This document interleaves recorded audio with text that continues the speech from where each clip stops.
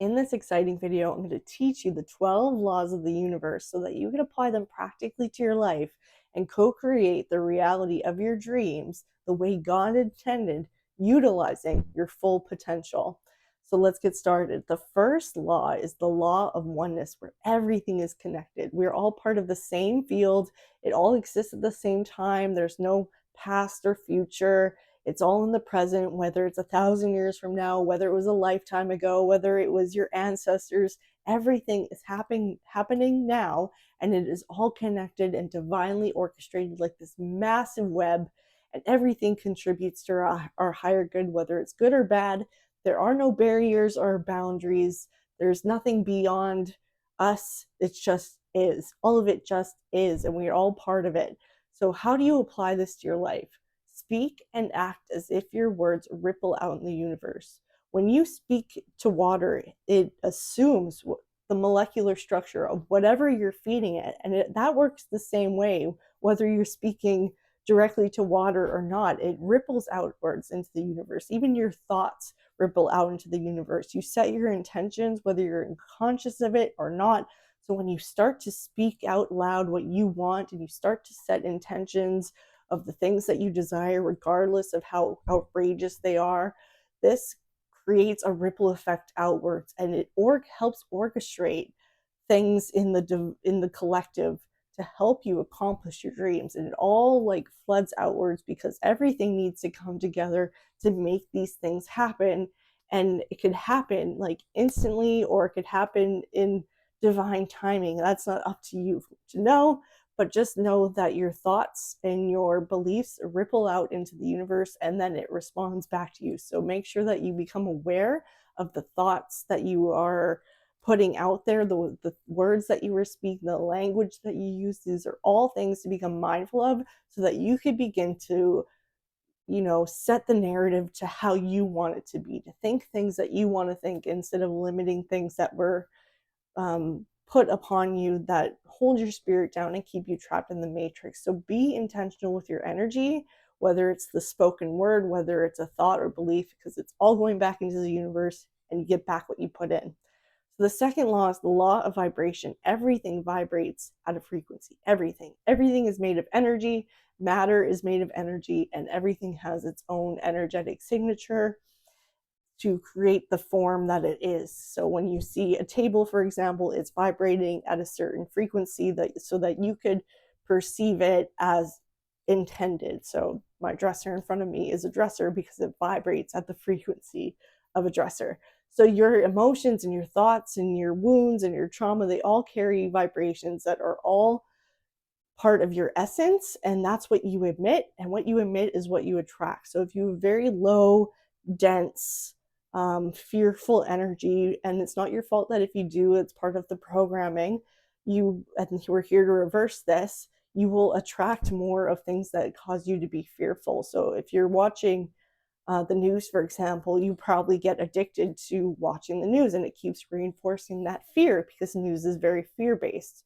So when you start to release yourself from that trap, you'll start to attract things that go with your healing, and then you'll find more things that help you heal and help lift your vibration outwards, and then you'll be emitting that into the field like the prior law that we just went over.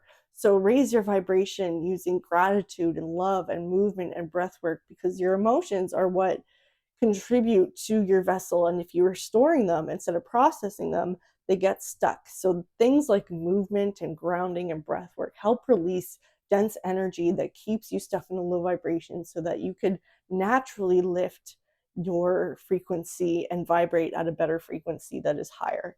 So monitor your emotional frequency daily. Do you operate from fear? Do you operate from anxiety and depression? So a depressive state is very low negative energy, and a manic state, whether it's good or bad, is always a bit higher energy. So make sure you're monitoring how you're reinforcing a low vibration or not, because that is what you are going to attract, is more or less the same thing. So make sure that you start to do things that help move energy from your body, or to help lift your vibration, like love and gratitude, for example. So the third law is the law of correspondence. As within, so without. Your outer world mirrors your inner world, like I just mentioned, and patterns repeat because the inner blueprint remains unchanged. So apply the law of correspondence with the law of vibration. You'll notice that they all kind of feed into each other. So the more that you follow these laws, the more they all kind of reverberate with each other and resonate with one another, and that it impacts one another. So if you're bleeding in one area, it's going to start bleeding in another area. So as within, so without. So how do you apply this to your life? Shift your internal beliefs and your external life will recalibrate. Your reality changes when you change, not the other way around. So recalibrate your life by removing things that bog you down, relationships that aren't serving you anymore. Get rid of clutter, detox your body from toxins. Get rid of anything that doesn't serve you or that drains you, and replace it with things that make you feel good. So journal to explore these internal conflicts. What are you holding on to that you need to release? And that'll help you shift internally, and you'll start to see healing in your waking reality. If you remove yourself from a toxic environment, you will start to thrive. If you remove people from your life that drain you, you will feel uplifted. It's really that easy. Which leads to the law of attraction. Like attracts like, and you attract what you're aligned with. If you are not in alignment and you're misaligned, everything will misfire essentially. So you'll get things that you don't want, that you're not in alignment with, or you will constantly be almost near misses. Like you'll be able to get certain things but not really realize your potential because you're maybe not living in alignment with your values. So align your thoughts with your emotions and your actions, and challenge thoughts and make sure they're in alignment with how you want to believe things or perceive your reality. Like maybe instead of thinking bad things always happen to me, maybe realize how blessed you actually are, or express gratitude. So don't just visualize, embody the feeling of already having it, because like I said, with the law of oneness, the future isn't real. You have what you want right now and you are whole. That's part of the oneness. And the more you start to live from this wholeness, realizing you are already healed, and your thoughts align with your actions, and your actions align with the thoughts that you want to have, you become more aligned, and then you start to attract more because your vibration is increasing and it is magnetizing things towards you. So don't just visualize, embody who you want to be, act in confidence.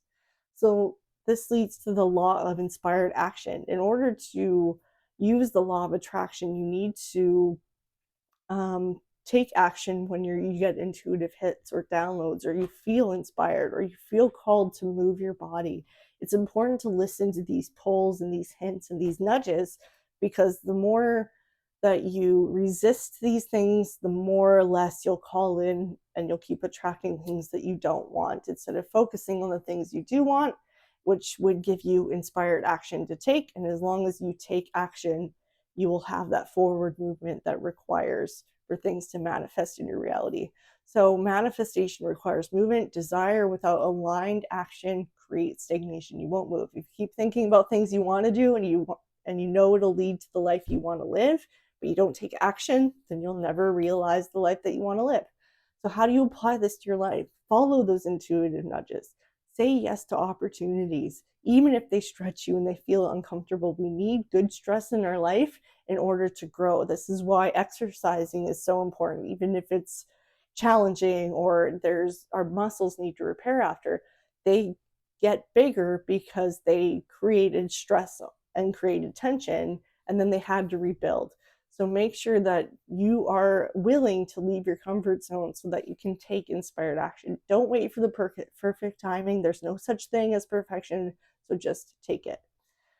Which is the law of perpetual transmutation of energy. Energy is always changing form. It can never go away. It only changes form. So low vibrations, you can alchemize and turn into higher frequencies. So for example, my parents got cancer and they died. And in that time, I manifested some huge things, like a lot of money, a new home, the perfect home for us in the height of COVID, in the height of the housing market.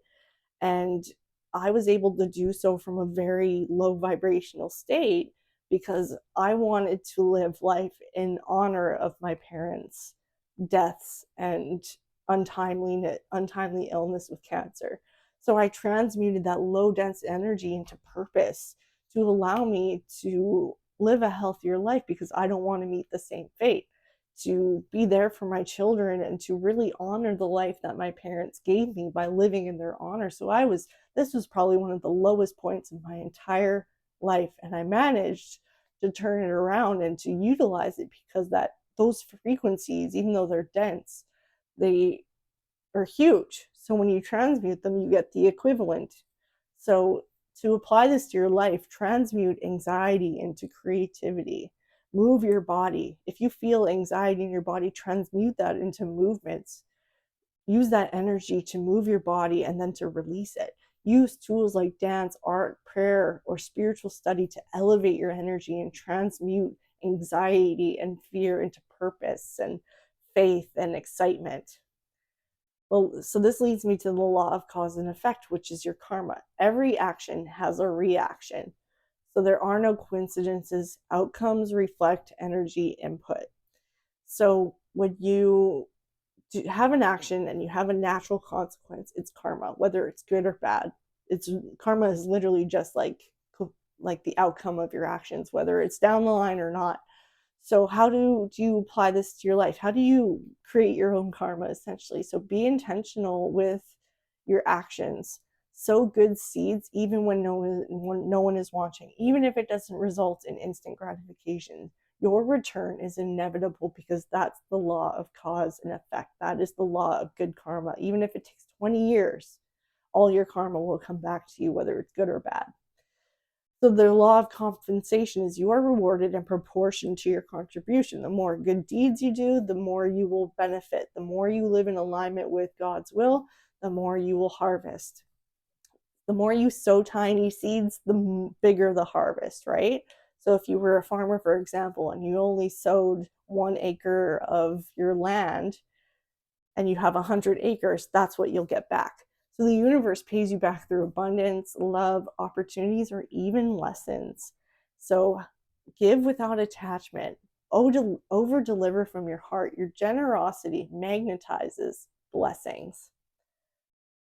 Here's the law of relativity. Everything is neutral until compared. So everything needs a contrast in order for it to be perceived by us. We need a reference point in order to understand the opposite. So for example, we only have good times because bad times exist. Light only exists because darkness exists. So everything is neutral until it's compared and reflected on another, like how light reflects. So challenges are opportunities to grow through perspective if you realize that everything is happening for your higher good, no matter how painful the lesson is. So reframe problems. Instead of why is this happening to me, ask what is this revealing in me? What is this bringing up for me? What wounds do I need to heal? And what perspectives can I gain from this darkness for my shadow self? How can I integrate this into my life and have a different perspective on it? So the law of polarity, everything has an opposite. Light and dark, joy and sorrow, contrast is part of creation. Like I mentioned, you can see how these are all bleeding together. So use your pain as a portal. When things feel heavy, know that the equal opposite is also available to you. That if you are going through hard times, then they will be followed by good times. And just know that everything could change in an instant, because even if it seems like a long time, the possibility of that, the change of that, the opposite of that, is instantaneous. Which leads to the law of rhythm. Life moves in cycles. There are seasons for sowing, growing, resting, and harvesting, especially when we think about summer, fall, winter, spring. Our life moves in similar ways, even if it doesn't correlate with the actual seasons. So honor your current season. If you need a season of rest in the middle of summer, then do so. Have the dog days of summer. Enjoy it. Don't force summer energy in a winter phase.